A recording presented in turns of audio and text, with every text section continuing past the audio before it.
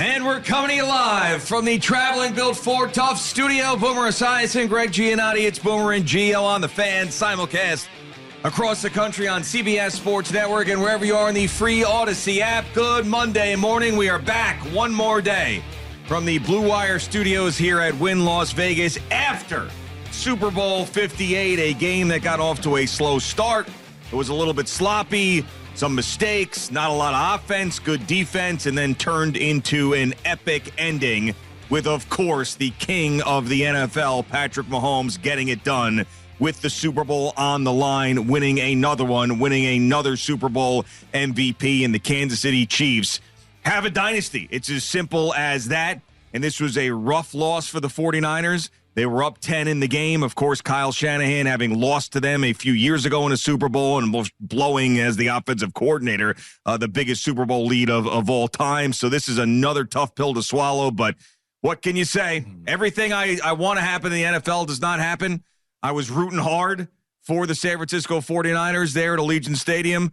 I did pick the Chiefs, did think the Chiefs were going to win, but I was surrounded by Niners fans. I was screaming for it. And, of course, Patrick Mahomes with the dagger. Good morning, Boomer. How are you? Yeah, I'm great. I know if you're watching CBS Sports Network, I don't know, if you were doing that early, you would have seen that the show prior to us was us after the game because we had to stay for an extra hour after the game and do a post game on the CBS Sports Network.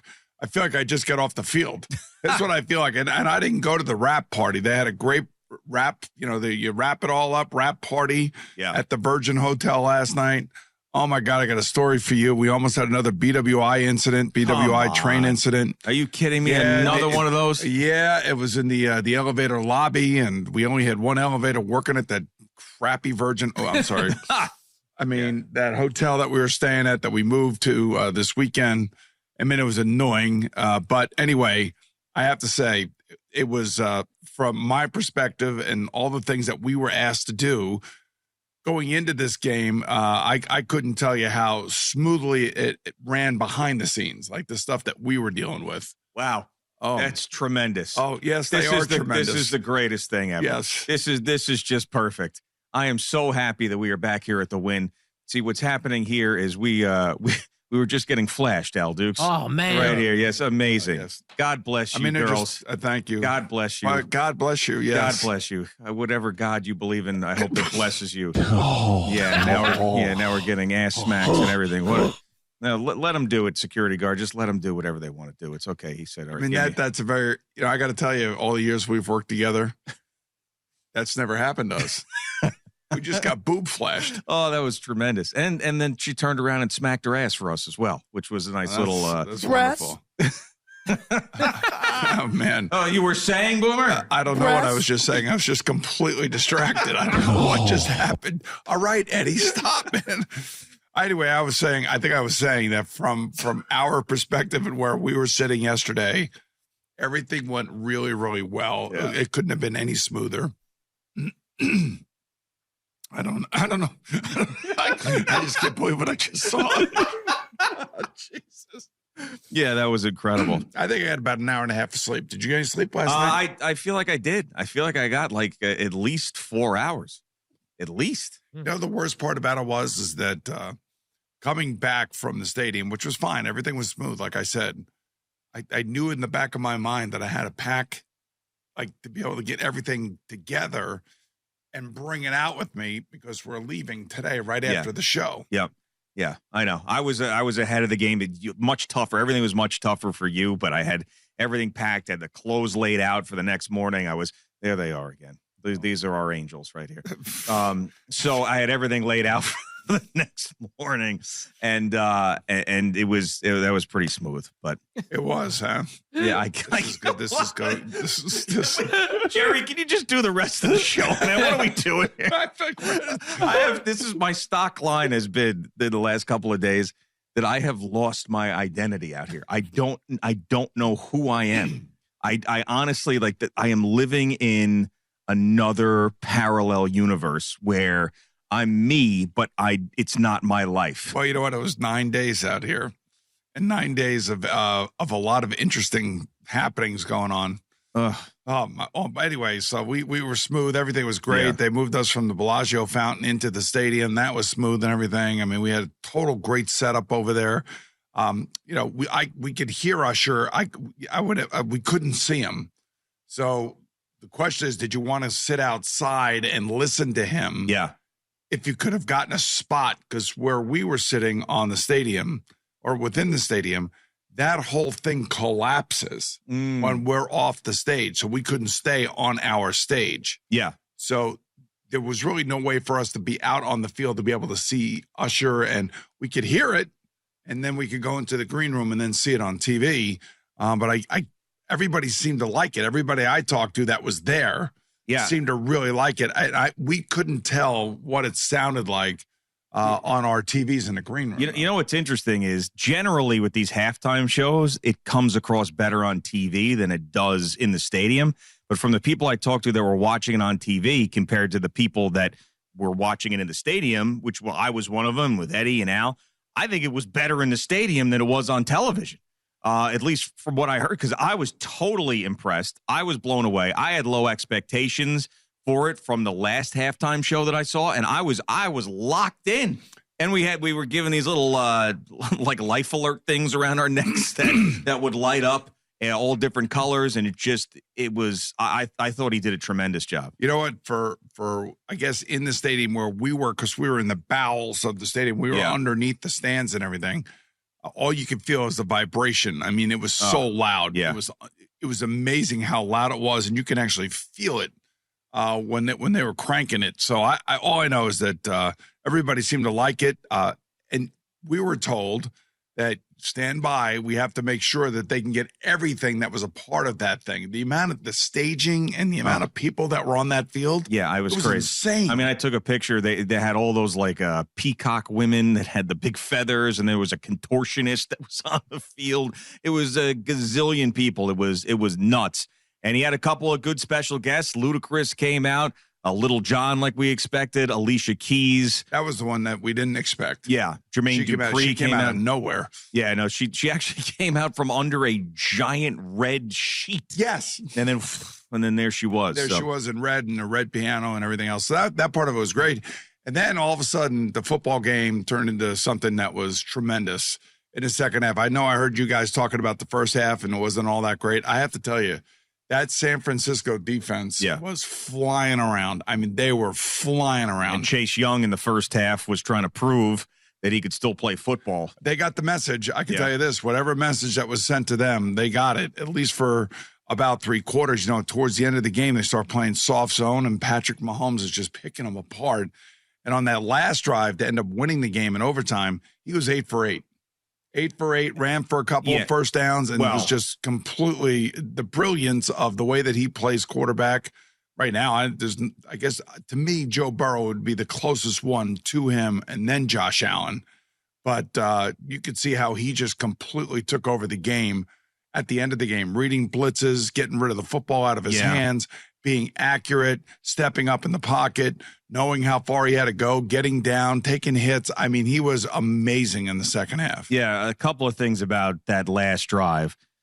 One, those two runs were just him putting the team on his back. One was on fourth down, and the other one was for, 16 yards? That was on third and one. Yeah, on 3rd and 1, which was critical. And then also, Steve Wilkes made a critical error. He sent everybody on a 3rd down to go and get Patrick Mahomes. I mean, he did straight up cover 0, go get him.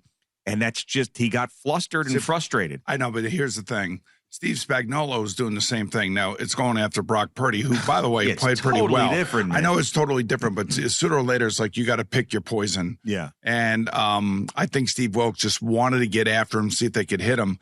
I think it was, are you talking about the one where he hits Jerick McKinnon out of the backfield? Yes. Yeah. I mean, and Jerick McKinnon did a pretty good job, like almost making the guy that was blitzing off the end, thinking he was going to block him. Yeah. And it's within the offense that Patrick knows he's got to probably retreat and throw it over this guy. Yeah. It would have been interesting had that. I don't remember which which guy was blitzing at that particular time. But if that guy had peeled off with McKinnon, what would have happened on the play? Yeah, but I mean, from a layman's standpoint, you sent people at the best quarterback in the league, and he just calmly looked down the field, found the guy, and was another backbreaker. I mean, now I don't know what the answer is. Like, what's the answer? If you don't send everybody, then he sits back and picks you apart. Probably. If you send everybody, then he just quickly gets rid of the ball. So I mean, I could sit here and say that the 49ers made a mistake, but just Patrick Mahomes is just too good at this point. And this is the stuff we were saying on Friday in picking the game, that there were three factors that I think that the Chiefs had a major advantage. And it was defensive coordinator, championship experience, head coach, championship experience, and the unquestioned, undisputed best player in the league. And he'll find a way. As good as the Niners were, he found a way. Yeah, it's hard to really put into words the way that he plays quarterback, but it's amazing. He doesn't get flustered, and even in bad games. Which, his season this year was not a spectacular season by his standards, by any stretch of the imagination. Remember, we were talking about how they couldn't find any wide receivers early in the season. They had to run the ball, and it was all about defense.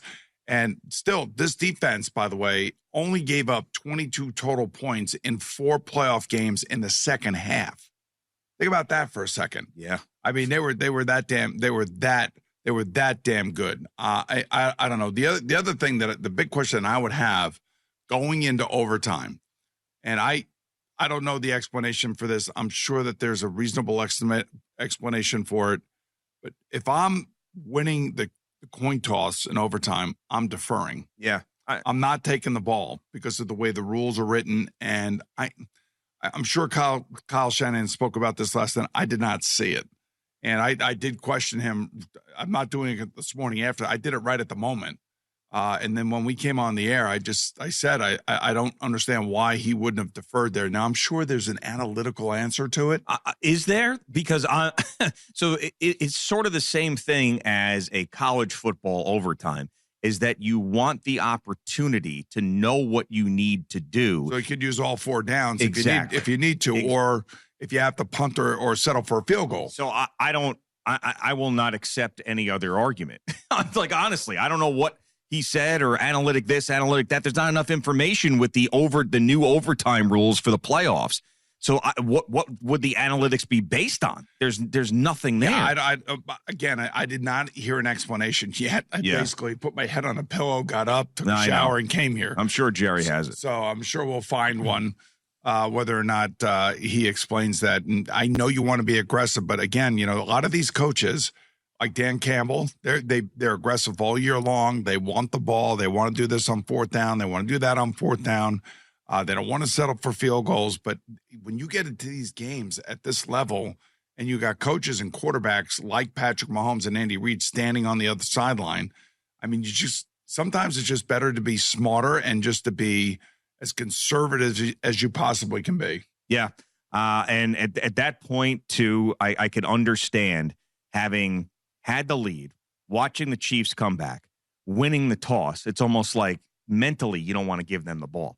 You kind of want to stop the momentum. I can understand that. If that was his explanation, maybe I could understand a little more. Like, I felt like my defense was tired and they needed to, get their wits about themselves. Maybe that's the case. Maybe that's the story. I'm not sure. Yeah, but this is another brutal loss for Kyle Shanahan. I mean, he's got it. And I said for the entire season, if the Niners don't win the Super Bowl this year, they're just going to be beside themselves. Now, they ran into a dynasty, and I don't know if that puts any consolation prize for them at all. I doubt it. But this was a year that it needed to be their year, and they got off to a great start. They made Patrick Mahomes look human in that first half, but it just, you give him 4 quarters and he's going to find a way in every one of these games that he played as an underdog. The last 3 games, Buffalo, Baltimore, and the Niners. Yeah. So he took out everybody that people expect. I mean, this is Buffalo's year now. Josh Allen playing at an MVP level. Mahomes done. Puts the Zorro sign on his chest. Lamar Jackson MVP. Baltimore 1 seed. This is their year. Patrick Mahomes carves them up. San Francisco 49ers, best roster in the league. They're going to get revenge in the Super Bowl. Patrick going, it's just ridiculous. They didn't score a lot of points in these playoffs. I mean, 25 points for Patrick Mahomes and what we always think is this great offense. Yeah. It's not a lot of points. That's why their defense deserves a lot of credit. But I don't know. I probably made a mistake at halftime because on that Christian McCaffrey double reverse the pass with Juwan Jennings. Yeah. So I came on at halftime and I'm telling you, to my eye, it looked like the center for the 49ers was like 10 yards downfield. Yeah. And so I'm looking at this replay. And I'm like, man, this guy's 10 yards downfield. This should be a legal man downfield. So I basically said at halftime, I don't necessarily know that Christian McCaffrey touchdown should be allowed. And I'm looking at it, and I'm asking all of our researchers and everything, and they're like, maybe, I don't know, maybe they let it slide or whatever. And then I went back after halftime and looked at it on Next Gen Stats.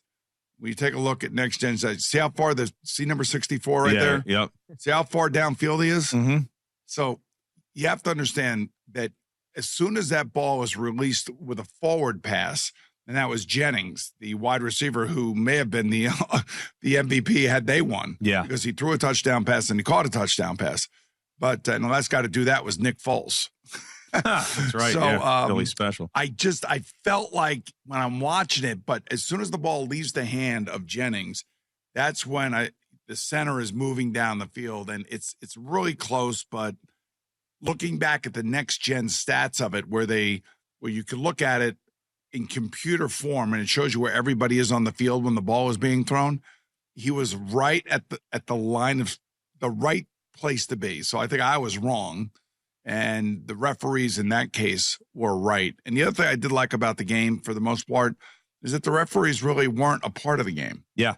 I didn't feel like they were. There were a couple times on third down where guys had made first downs, but were not given first downs.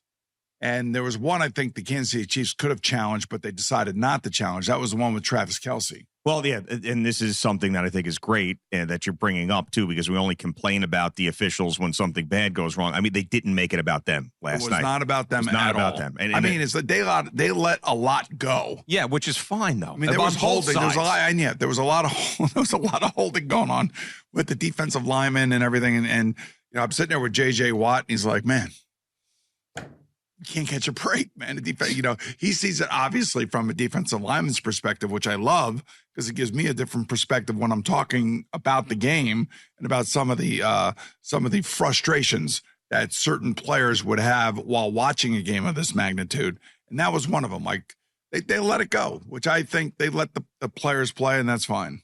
So speaking of J.J. Watt, I end up getting in the elevator with J.J. Watt, and whether it was his driver, security guard, whatever it was, and it was we're both on the second floor. So it's just one floor, to go. Yeah. And I'm like, I'm just not going to say anything to him. He watches and listens to us. I know, but it just was like I had to go through it. And he was heading to the stadium yesterday. So he was all dressed up. He's ready to go. Right. Heading to work. And I'm like, I just. I can't believe say, hey, I'm Gio and Boomer's partner. I know. I just. What'd you think about his hair? Because his hair seemed to be making it all through the. He looked great to me. The X and everything. Like he looked like a guy. Somebody put it out there that.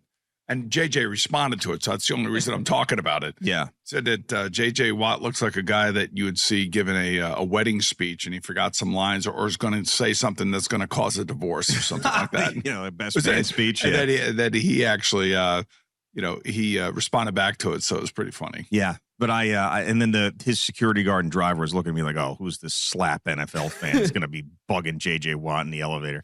I think you're overreacting to that. JJ couldn't be a nicer guy. I know, but to be honest with you, he's going to do his first Super Bowl broadcast. He's leaving. He doesn't need to be talking to anybody. I thought I did him a solid by just leaving him alone. Hey, JJ. Go do what you got to do. You just got done saying hello to Randy Moss, your new friend. Yeah, I'll talk about that a little bit later. That was fun. All right, it is Boomer and Gio on the Fan and CBS Sports Network. Weather brought to you by Robert Half. A winter storm? Yes. Yeah. Come We're on. getting back and going into a winter storm, boys. What? I Winter knew storm nothing warm. about this. Oh, yeah. Yes. So wait, Oh, my God. All right. I don't know. We could get somewhere between 4 and 7 inches. What? A winter storm launches in effect until Tuesday morning at 4 a.m. Cloudy day with a high of 48. It's 36 right now in the city. We better get back before it starts snowing again. Everybody got their stuff ready to roll? Hope you're holding us up, Al Dukes. I am ready to go. All right.